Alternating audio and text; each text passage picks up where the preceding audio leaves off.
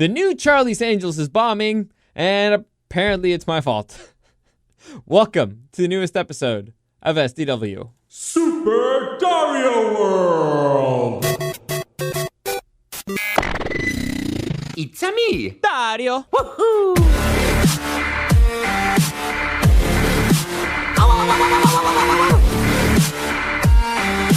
Let's go! Alright, I feel like I should clarify that maybe a little, but I kind of don't want to. But basically, the director, writer, producer, and one of the stars of the movie, Elizabeth Banks, who you may remember from, the 40-Year-Old Virgin. She was the hot girl from the library, or Second Mary Make a Porno, or where else was she? Oh, she was the newest Rita Repulsa in the Power Rangers movies. Anyway, so she's complaining that the issue here is men, right? Men is the reason why her movie did not do well. And so let me just, before I get into that, let me give you a quick reminder that you can listen to the podcast in the iHeartRadio app, iTunes, SoundCloud, YouTube, Google Podcasts, Podcast Addict, Spotify, everywhere as Super Dario World Podcast. You can also see the video of this. I'll load it up later today on YouTube. And any comments, questions, or suggestions, you can always find me on Facebook as Super Dario World, on Instagram as Super Dario.World, or at Dario the Show. Whichever you prefer.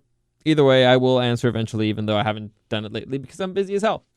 I took a few days off work, and then apparently bills do not stop collecting. What is it? It doesn't matter. Anyway, so Charlie's Angels. Now, a few episodes ago, I talked about the trailer for the upcoming Charlie's Angels movie.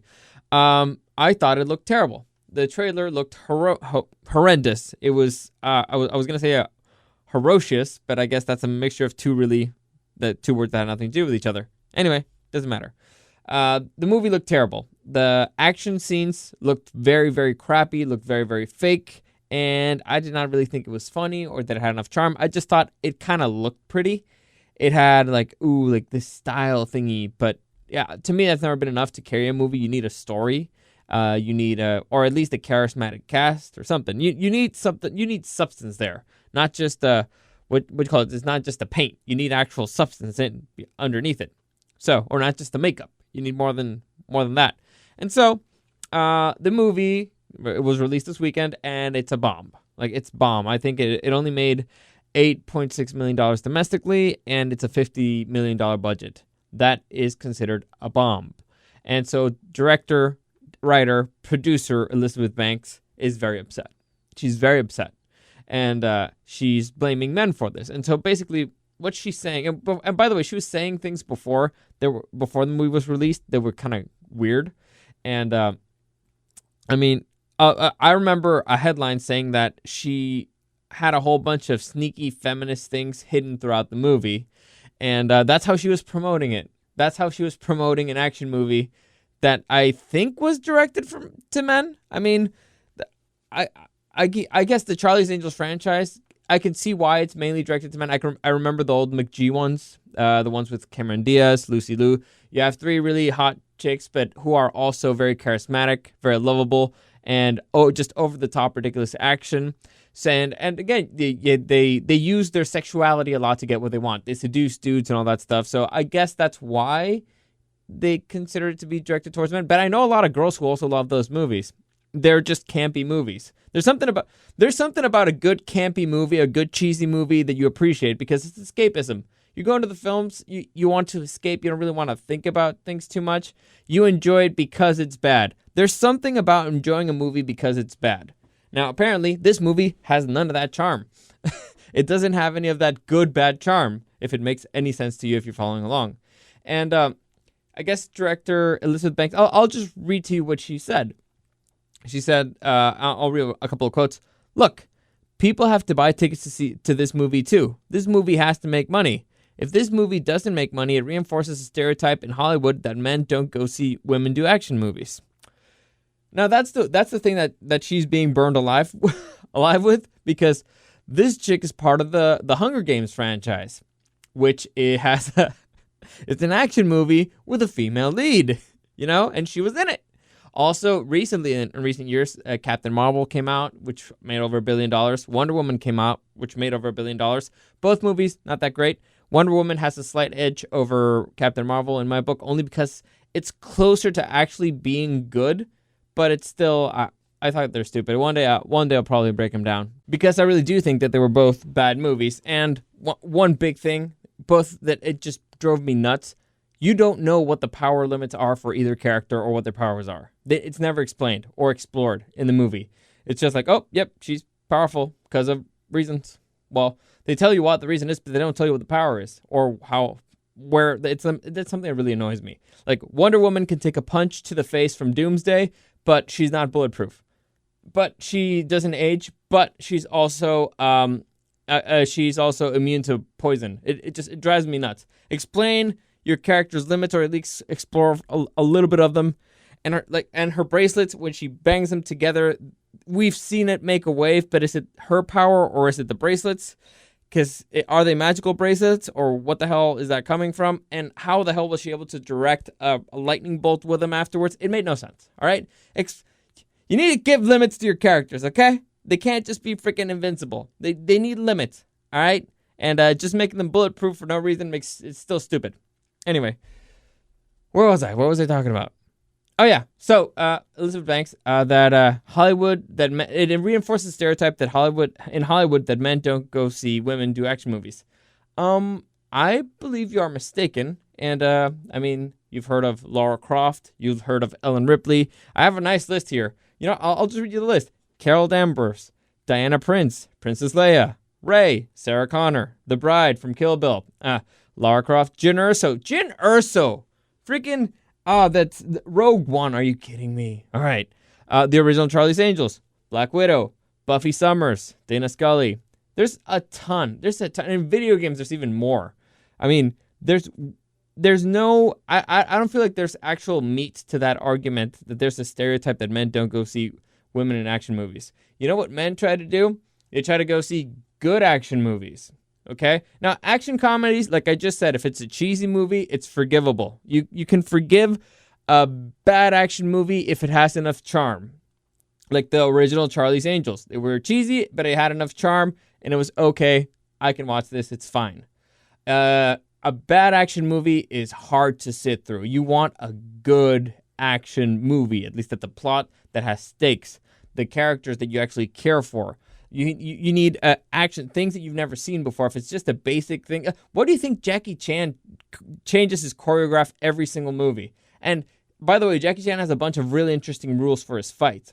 Like, for example, he always has to be at a disadvantage. So either one of his arms is tied up, or he's drunk, or he's naked, or he's vastly outnumbered. And so, Jackie Chan's great. He's really, but again, expert martial artist, great at action movies. And Underworld. Why are we talking about Underworld? Underworld, it's again an action movie in its own way, fantasy, cheesy, but likable, enjoyable, and again, the super hot lead. So the issue here is not sometimes a female lead, a good female lead, is even more attractive to males because it's got the best of both worlds. It's got action and a hot chick. What more could you want? What more could you want? So I don't believe in that stereotype. The stereotype is ridiculous. So that argument is really, really, really, really dumb. But let's continue with something else that you said that I thought was even dumber. But that was even dumber still. All right. They'll go and see comic book movies with Wonder Woman and Captain Marvel because that's a male genre. So even though those are movies about women, they put them in the context of feeding the larger comic book world. So it's all about, yes, you're watching a Wonder Woman movie, but we're still we're setting up 3 of the characters, or we're setting up Justice League. Now, I think I see the point that she's trying to make, but she's still stupid. So I think the point that she's trying to make here is that, oh yeah, you can make a superhero movie and everybody's gonna a Marvel movie and everybody's gonna go watch it because it's a Marvel movie, which is true. However, there's a few things that she's not considering. It's not the fact that it's Captain Marvel. It's the fact that Captain Marvel is in the Marvel universe that a lot of people went to go see it. If Captain Marvel, if I had just seen the trailer, and or I'd heard some of the reviews before going into the movie, and it's not part of the Marvel universe, I probably wouldn't have gone to see it. There is something about being part of a universe. Like Rey is nowhere near as popular as any of the other characters in the Star Wars universe. Yet she's the lead in the movie, and her movies have made billions and billions of dollars. But the reason why they've made billions and billions of dollars is not because of Rey. It's because the title of her movies has Star Wars in it. So franchises have value, right? That's why we have reboots. That's why we have sequels. That's why we have all this stuff, because a franchise does bring a certain value. It brings a certain level of credibility.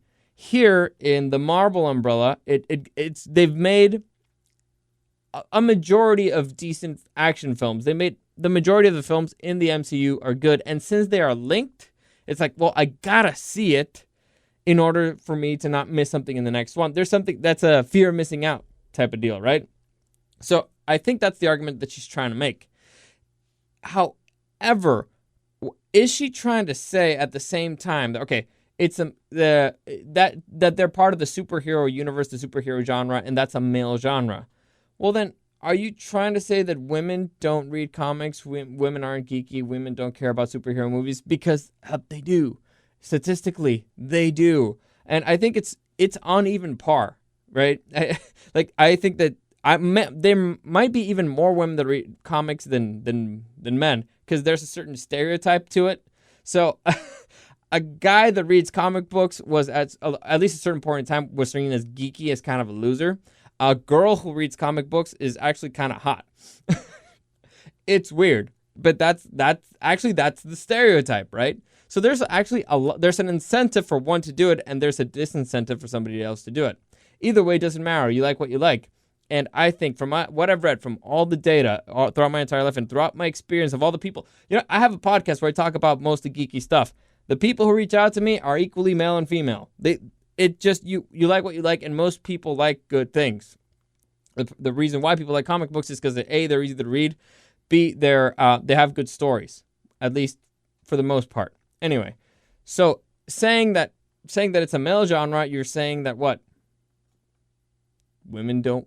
So well, I guess what I'm trying to say is that that's a sexist argument. She's being sexist against women, and saying that, oh yeah, women, that's not a women genre, even though it is, and they enjoy it equally the same. Or is she saying that women shouldn't enjoy it? I don't get it. Point is, she's blaming men for this, and I don't get it, because women could have gone to see her movie, right? You could have marketed this movie towards men, towards women, towards whatever, but you picked a genre that is typically male, even though, again, studies have proven that there's usually an equal amount of men and women that see every single type of movie. It's just marketed differently. For example, rom-coms are seen most by women in quantity, but that's because usually they buy it. But again, the men watch a lot of rom-coms too. Like I watch a bunch of girly TV shows. I find them very interesting, but I find women interesting, so I like to figure out how they're thinking. It's I guess that's why like that they're mistreating me. It's like, what the hell is wrong with these crazy bitches? Like, I need to make sense. What are Lorelai and Rory thinking right now? It makes no freaking sense. And then I just discuss it with somebody because it makes no sense to me. But I enjoy it. So there's people who enjoy it. I think I just heard anyway. So there's people who enjoy both things, and let's say it's a 60-40 thing. Still, you know what? I'll give you 70-30. That means that if your movie was mostly targeted to men and you're alienating men, well, you're screwing up the 70% that's supposed to be your audience. However, if you still would have marketed towards the other 30%, only consider that, it should have made more money. Well, the point is, mathematically, here it doesn't make any sense. But why are you only blaming men? I don't get it. Are those $8 million that you made only men or only women? Why ain't more women? Why weren't you upset at women for not going to see the movie? Why are you upset in general? Well, why are you upset in general? And here's the thing. The reason why she's probably upset, it's because it's a failure. Nobody and she has her movie, and well, this is her tweet. This is her response to the whole issue, and she put out a tweet. Let me see if I can find it. Well, if you're going to have a flop, make sure your name is on it at least 4 times. I'm proud of Charlie's Angels and happy it's in the world. Now, here's her argument was dumb. Her way of looking at it is dumb. And the reason she's upset is dumb. Because in reality, she has nobody to blame but herself. You see those 4 titles that she has in the movie? Kind of important. And she made terrible choices throughout the, the casting. But throughout every single process of the movie, she made terrible decisions. And it lands solely on her because she had control of the major creative creative departments. However, it's just what, ego or immaturity or what, just trying to save face, I don't know, or stupidity that you can't accept that, oh yeah, it's on me. She has literally nobody else to blame but herself. You could blame like, oh well, the actresses, they suck, her performances sucked. You casted them. Oh no, the action was not as cool, but you got the stunt team. Oh, the story wasn't as entertaining, like you wrote it. So there's literally nowhere for her to hide other than sexism. Yes, those damn sexist males who do not like watching hot chicks fight. How dare they? Maybe you should have made a good movie, or you should have casted better. The issue here is that from the very trailer, you could tell the action sucked. And I haven't seen the movie. I'm not going to see the movie because I don't want it to get... in general, I don't like reboots. I don't like them taking my money. I don't like giving money to reboots because I feel it's an incentive for them to keep doing them. I want reboots to stop. I want reboots to die. No more reboots. Unless it's something that it's clearly terrible that had potential of being good. For example, I think that a reboot from The Hunger Games eventually could actually be pretty decent. I had a lot of issues with The Hunger Games, okay? I had a lot of issues with The Hunger Games. Mainly it's because there's the bones of a really good story in there, except that the book kind of butchers it, and then the movie kind of butchers it. It's fine. I have issues with a lot of things. I think there's going to be a Harry Potter reboot eventually, too. I think it's more likely to have a Harry Potter reboot than there is to be a reboot of what? Well, Star Wars, the newest trilogy, should have a reboot. I wouldn't mind that one, because again, has a lot of potential. And let's just ignore the last saga. Well, I'll wait to see how they close it out. But so far, let's just ignore a lot of things and pretend, especially now that I'm reading the story of Thrawn. Anyway, doesn't matter. I'm going off on a tangent. Point is, this lady here has nowhere else to hide, nowhere else to blame but herself. And it's kind of pathetic that she's going like, oh, you men, you bastards. Like, that's ever going to convince anybody to do anything. Like, oh my God, Elizabeth Banks is right. Like, the reason why I didn't watch the movie is because of that. So maybe I should go and give her my money to support her after she chastised me. Seriously? That's how you convince people? I mean, maybe it's just me. But when somebody tells me to do something with a particular tone, the last thing I want to do is exactly that thing, even if I was about to do it. Let's say something ridiculous. Like, let's say I'm running a little bit late for school or something. No, let's say I'm going to go to bed, right? Something simple. I'm going to go to bed. And when you're little, you're going to go to bed and your mom tells you like, hey, go to bed. And you were about to do it. You already had it in your mind. Okay, I'm done with the day. I'm going to go to bed right now. All I have to do is this, and then I'm off to bed. Like, I don't know, brush my teeth or go to the restroom or something. Or I'm reading a book and I'm like, I've finished this sentence right now and I'm going to go to bed. And your mom's like, hey, go to bed. And you're like, F you. You don't tell me what to do, especially in that tone. I'm a grown up. I know. Well, actually, at that point, you're a child. Anyway, point is, you don't like people telling you what to do. Happens at work, happens everywhere. And so this lady here that should be asking you nicely to go see her movie, chastising you, calling you sexist, that's why the reason why you haven't seen her movie, your response to that is usually F you. And now, there's a valuable lesson for Elizabeth Banks here, because I've been going through her IMDb, and a lot of people say like, oh, this is weird because the movie's not really funny, but Elizabeth Banks, she's a funny chick. I mean, she was in the 40-Year-Old Virgin. She was, I don't know why people mention her in Power Rangers. I would forget that movie because the movie sucked. But no, she's been in Pitch Perfect. So she directed Pitch Perfect too. So I don't get it. Why wasn't the movie funny? Here's the hard truth. Being funny and being able to write funny things are two completely different animals. It's a completely different beast. It takes a completely different skill. Somebody can just tell you something and you'll laugh your ass off. I have a friend of mine. He could just tell you he went to the store and bought milk. You're laughing your ass off along the way. Some people have that charm. She has a particular charm. She's a funny chick. Now, when you realize that you got to put pen to paper and try to translate some of that charm onto somebody else, it's very difficult. It's very hard. Writing is very hard, and writing comedy in particular is very hard. I've always said this. Drama is easy. Comedy is hard. I've stayed far and far away from comedy because it is very, very difficult. All right. It's also, sometimes it doesn't translate well. Sometimes it's not delivered well. Sometimes it just, people have different sense of humor. It's really, really, really difficult. But this was her very first attempt at writing a movie. Like, legit, at her writer credit, according to IMDb, this is her first screenplay. She didn't write a short before. She didn't even write anything. And directing and writing, completely different things. Writing and acting, completely different things. It was, let's just say, a bit over her head. And by a bit over her head, I mean a lot. She went way, way, way over her head. She should have tried doing just one or two of those things. She shot for the stars. I'll give her credit for that. Now she just needs to own up to it, because that's just, honestly, it's kind of pathetic, right? You're a grown-up. You should be able to take the blame on for this, and you should still be trying to save the movie if you can. This attitude that you're showing, it's just making people be like, you know what? Screw you, lady. I'm not going to watch your movie. And guess what? It's probably going to affect your future projects too, because I'm not going to forget that you said this. I'm not. So, I don't know. Point is, lesson here is maybe, just try to make better movies and people will go watch it. Right? And maybe try to take baby steps into stuff. Right? Little by little, maybe listen to people who are expert in the area, and maybe just don't try to make a movie where you sneak stuff in. Maybe just focus on making a good movie instead of a movie with sneaky feminism stuff. That's my advice. Anyway, that's it for today. It was longer than I expected.